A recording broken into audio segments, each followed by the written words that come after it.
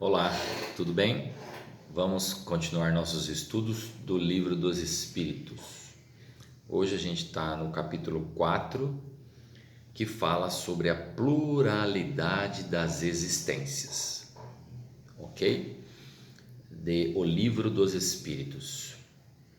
Antes da gente começar propriamente nas questões, nas perguntas, na leitura das perguntas, a gente tem que chamar a atenção, voltar os olhos para o tema pluralidade das existências.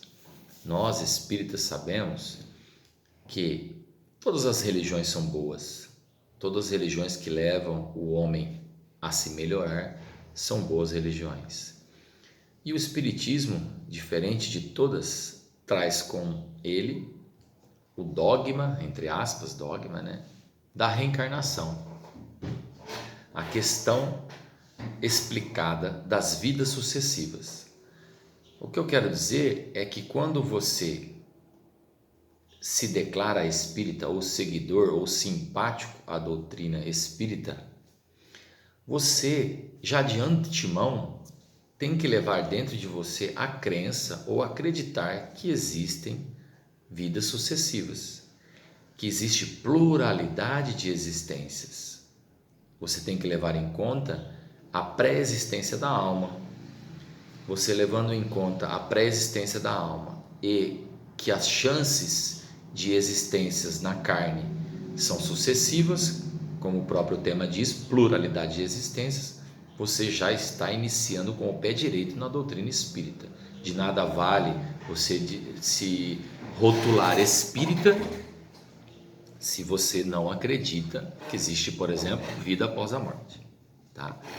De antemão, a gente já bate nesse tópico, porque se você começar a frequentar uma casa espírita, isso de primeira tem que estar sacramentado na sua ideia, no seu pensamento, na sua crença, ok?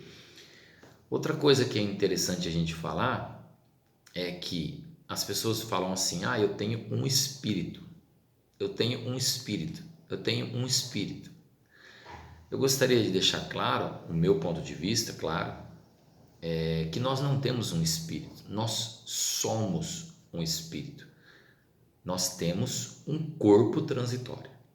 Outra coisa que nós devemos deixar selado em nossa mente é esse ensinamento de que nós somos um espírito e temos um corpo. Quando você já passa a absorver isso, você já está começando a se desprender e tendo ao verdadeiro sentido de que a vida espiritual é a vida verdadeira.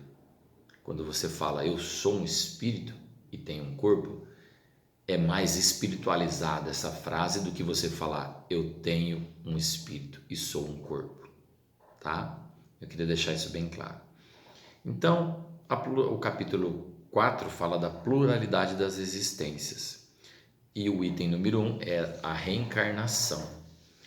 Nós iniciamos com a pergunta 166, para quem tiver o livro aí para a gente poder estudar. Então cabe, antes da leitura, uma brincadeira. Se você fosse Deus, se nós fôssemos Deus, ou se você aí que está me ouvindo fosse Deus, eu te faço uma pergunta: como que você, sendo Deus, iria criar os seus filhos e como você ia fazer os seus filhos progredir? Como que você ia escolher um método? Viaja nesse pensamento, nessa minha brincadeira, nesse meu exemplo. Viaja, viaja. Imagine você sendo Deus e criando os seus filhos, os espíritos. Como você faria? Qual o método que você usaria? Que jeito que você faria para que os seus filhos progredissem? Tá? Então Deus criou a matéria para colocar na matéria, na massa, os seus filhos, como uma escola de progresso. Sempre falo nas minhas aulas ou nas palestras que existe no universo Deus e sempre será Deus. Nós jamais seremos Deus. Somos filhos, somos criaturas. Existe Deus Existe o espírito inteligente, nós, com o princípio inteligente, e existe matéria. O universo é regido desta forma. Então, se você fosse Deus, como você colocaria um sistema didático? Olha a metáfora, né? Como você colocaria? Faria um sistema didático para que os seus filhos, espíritos, evoluíssem. Então, Deus, ao meu ver, criou a matéria e as suas estações, escolas, para que espíritos afins, em graus parecidos, evoluam juntos. Então, a pergunta 166 nos diz assim: a alma que não atingiu a perfeição durante a vida corpórea, como que ela acaba por depurar-se? A pergunta é interessante e da pergunta você já extrai uma explicação de que fala a alma que não atingiu a perfeição durante a vida corpórea. É claro, neste planeta em que estamos de provas e expiações, nenhuma alma, eu acho, que atingiu a depuração, a perfeição. Acredito que só Jesus Cristo foi o único espírito de cabedal que encarnou neste planeta e que pode-se dizer um espírito perfeito. Então, na própria pergunta, a gente pode fazer uma reflexão de que a alma que não atingiu a perfeição durante a vida corpórea, como que ela vai depurar-se? Aí eu pergunto para vocês: pode uma alma aqui no planeta Terra atingir a perfeição, reencarnando aqui neste planeta, atingir a perfeição? Acredito que não. Nosso planeta, que ainda está numa fase bem inicial,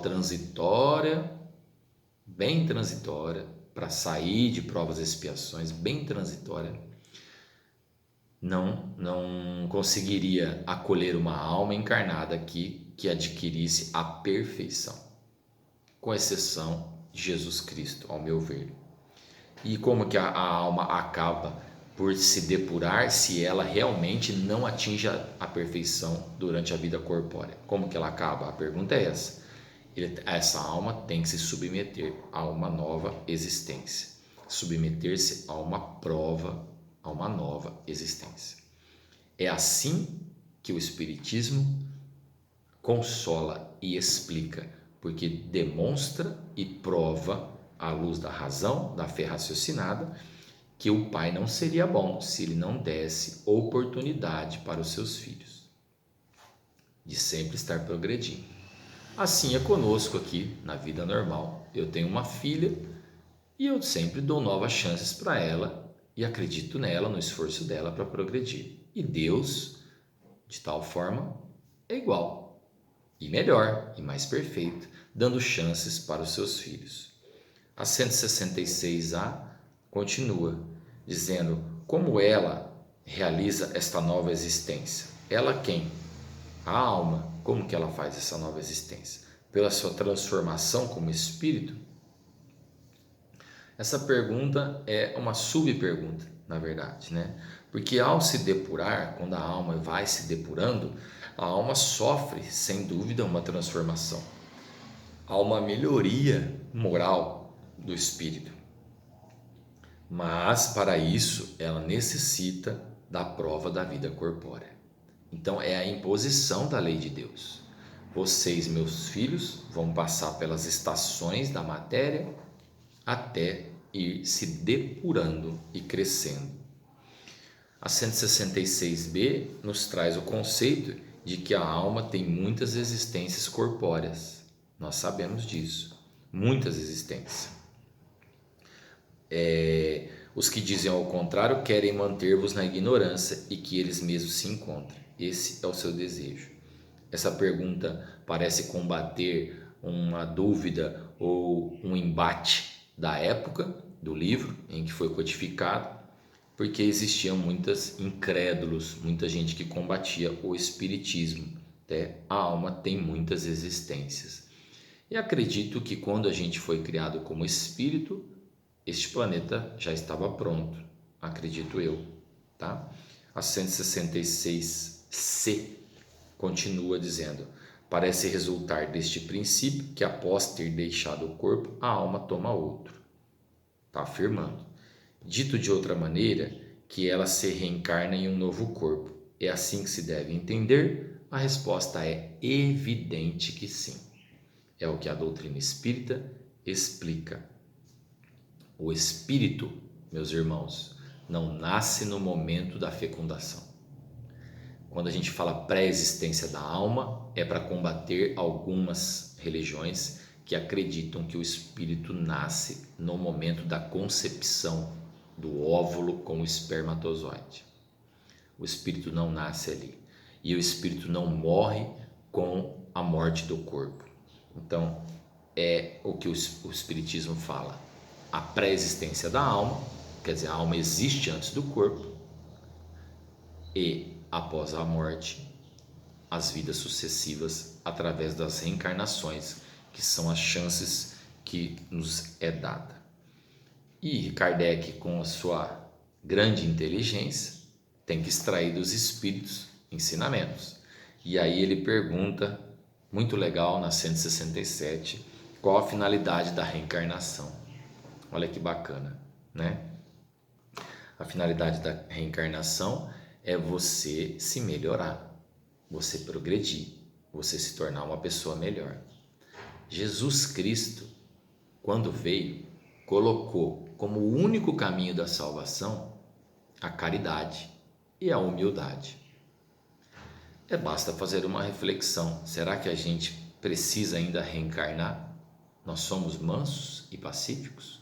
Nós somos puros de coração? Nós somos bem-aventurados como pessoas capazes de ganhar um mundo melhor que a Terra? Estamos longe disso. E a finalidade da reencarnação, os espíritos respondem a Kardec, que é para expiação e melhoramento progressivo da humanidade. Então, é o método, é o jeito que Deus fez as suas leis, colocando os seus filhos na carne, nas escolas da vida, do universo afora. Ok? E termina a resposta dizendo: sem isso, onde haveria justiça? Coloca isso na resposta como uma pergunta, dizendo: sem isso, não haveria justiça? Por quê? Porque se você olhar o mundo com suas diferenças lá fora, você vai entender que se Deus tivesse sorteado para nascer um aleijado, um pobre, outro rico, ele não seria justo e bom. Se a filosofia mais inicial, a filosofia mais inicial presume a existência de um Deus todo-poderoso, todo bondade, todo onisciente, todo onipresente, perfeito, ele não poderia fazer nascer uma alma no momento da concepção do óvulo com esperma e acabar com a vida dela sem dar chances, tá? Então não bate, não encaixa com a ideia de um pai bondoso se não houver a reencarnação. A 168 fala: o número das existências corpóreas é limitado ou o espírito se reencarna perpetuamente? Nós sabemos que o espírito vai precisando da carne, precisando reencarnar nesses mundos, nessas escolas carnais da vida, e vai usando essa roupagem. E essa roupagem vai ficando mais fina, mais sutil, mais etérea, use a palavra que você quiser, a partir de que você vai evoluindo e vai ficando menos denso isso. Inclusive você vai fazendo mais uso do perispírito do que da própria matéria bruta. Essa sutilidade da matéria, ou quase a ausência da matéria, é dos mundos felizes. Então, o número de existências corpóreas é a seguinte: a cada nova existência, o espírito dá um passo na senda do progresso. Cada vinda na carne, ele dá um passo. Quando se despojou de todas as impurezas, quer dizer, evoluiu, não precisa mais da vida corpórea. Vai deixando para trás essa grosseria, esse corpo mecânico, esse robô de carne, tá? Por sinal, um corpo bem atrasado. ok? Então é a 168. E a 169 vem explicar, vem trazer essa pedagogia que Kardec fez, trouxe para o Livro dos Espíritos, que se o número de encarnações é igual para todos os espíritos. Não é. Eu tive amigos na escola e na faculdade que reprovaram de ano. Assim é a escola da vida. Alguns avançam rapidamente e poupa provas, não salta, poupa provas, se desvia de provas, porque entende rapidamente o conceito de ser bom, de evoluir, de crescer moralmente. Não obstante, as encarnações sucessivas são sempre muito numerosas, porque o progresso é quase infinito. Então, o nosso progresso é sempre infinito. Como eu disse no começo, nós não vamos chegar e não vamos ser Deus. Nós somos criaturas e não criadores. Então, na condição de filhos, Deus colocou para a gente a oportunidade infinita de se melhorar e de crescer. Quem sabe um dia, como espíritos, vamos ajudar Deus a criar, né? E governar. Isso é importante. É a 170, em que se transforma o espírito depois da sua última encarnação. Aqui ele está querendo dizer assim, o que se transforma o espírito depois que encarnou, que quer dizer, já passou por todas as etapas de estar na carne, de necessidade de estar na carne, tá? Então ele se transforma em um espírito puro, um espírito bem-aventurado. Como dizem outras religiões, né? Querubim, serafim, anjos, né? Não sei. Aqui o Espiritismo não usa essa dogmática, essa cegueira, né? De nomes ou de imagens. A gente declara ele como um espírito puro da bem-aventurança, sem a necessidade de estar na carne. Então, é chegada a hora de nós todos, de um dia, não necessitarmos mais estar na carne. Tá bom? A 171 traz o conceito da justiça da reencarnação. A justiça da reencarnação é muito importante e eu vou falar para vocês num próximo vídeo, porque ela é um pouco longa e aí eu trago para vocês isso no próximo vídeo. Valeu, um abraço.